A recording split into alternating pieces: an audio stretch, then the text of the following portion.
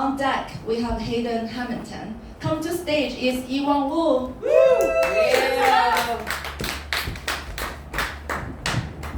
Hey, what's up, you guys? Yeah, earlier this year, scientists, they documented for the first time 2 male humpback whales having sex with each other. Yeah, Hollywood's gonna make a movie about it already. Yeah, they're gonna call it Humpback Mountain. I'm not gonna see this. All right, it amazes me how languages change over time, right? Nowadays, if a guy comes up to you and he tells you he's gonna blow your brains out, you're not sure whether to run away or pull your pants down.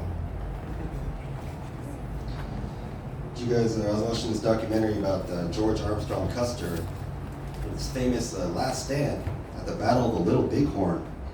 I was like, Little Bighorn? It's gotta be euphemism for penis, right? Little Bighorn. It's like, here's my bighorn, and here's my little bighorn. And doctors are so full of shit, you know what I mean?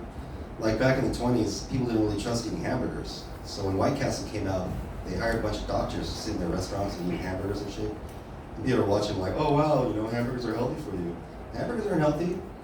And then during the 40s and 50s, they had doctors selling cigarettes, right? All these magazine, newspaper ads. They even have commercials where doctors like, oh, I'm a doctor, so I smoke Camels. That's such bullshit, right? They're doctors, they know better. And then the newest medical scam going around nowadays is that whole prostate rectal exam thing. Yeah, it's such bullshit, right? Because I've heard 100 different prostate rectal exam stories. They all end the same way. They didn't find anything. If it's so important, why don't you teach me how to look it up for myself, and then I'll stick my own finger in my own ass, huh? How about that? But oh no, we can't have that, can we? Why? Because you need a medical degree to fucking find a bubble up your butt? I tell you, my intestines aren't the only thing full of shit around here. And in the NFL, they have one Asian football player, and he's a kicker. Could you not find a more racist position for this guy?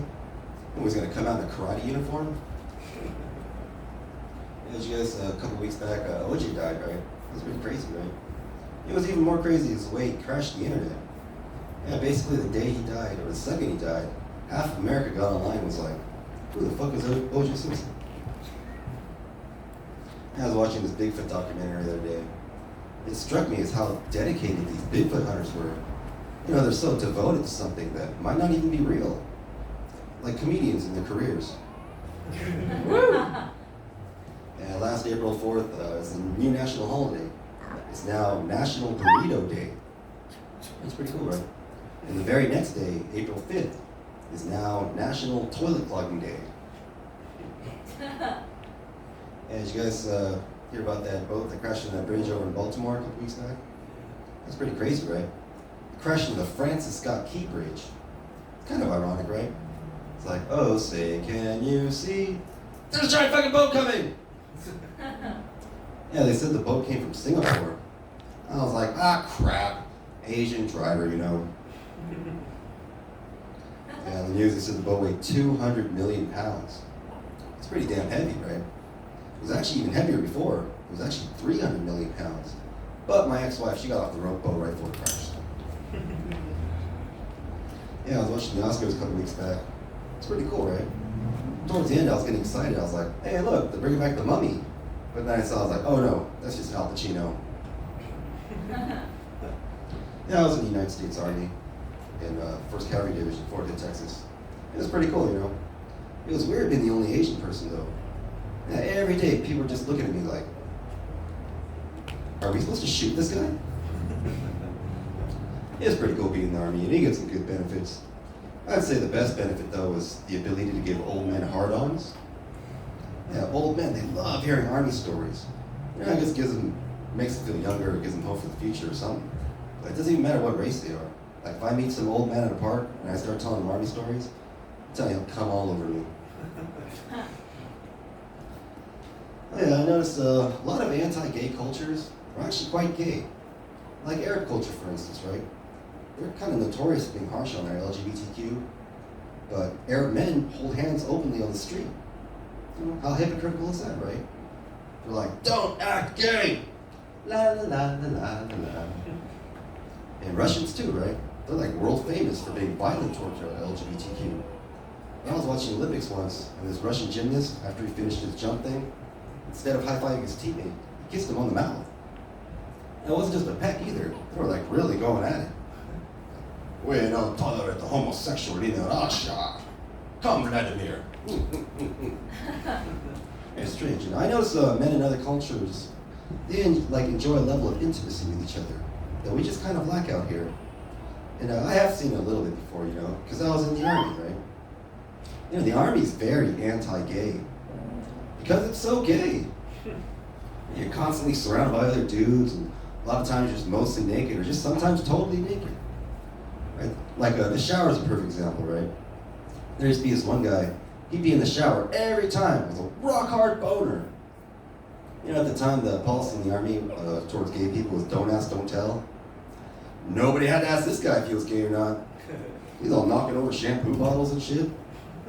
That's shocking. You know, you walk in the shower room, you're like, what the fuck? At ease, soldier.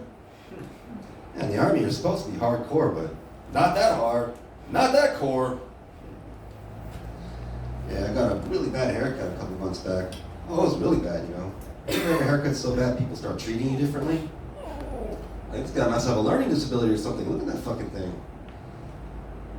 And I was watching this other documentary about World War II.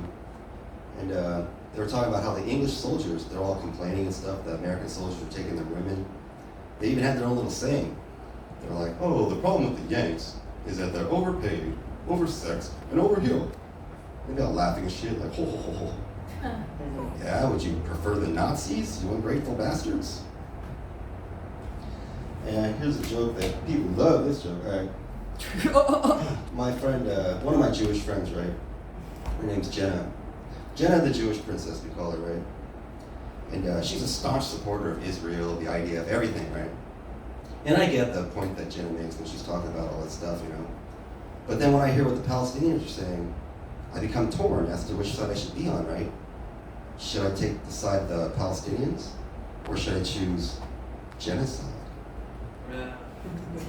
All right, last joke, make it quick. All right, there's this special forces test, right? It starts out with like 100 people, and after a couple days, it whittled down to 3 people, right? And they're like, all right, there's the final test. In this next room, sitting at a table is your wife, right? And on the table's a gun. Pick up that gun, shoot her in the head, you're in. Right, so the first guy goes in there. He's been married for a couple months, right? So he's only in there for like less than a minute. He comes back out, I can't do this, I'm sorry. And then, so the next guy goes in, right? He's been married for about 5 years. And so he's in there for about 5 minutes, and then he comes back out, you know, he hands him the gun, I'm sorry, I can't do this. Now the third guy, he's been married for about 15 years. He goes in there, and right away they hear this scuffling noise, right? He comes back out, and he's all disheveled and shit. They're like, what happened? It's like, man, some asshole took the bullets out of this fucking gun. I had to choke that bitch to death. My name's Iwan, I'm out of here, thank you. Yeah.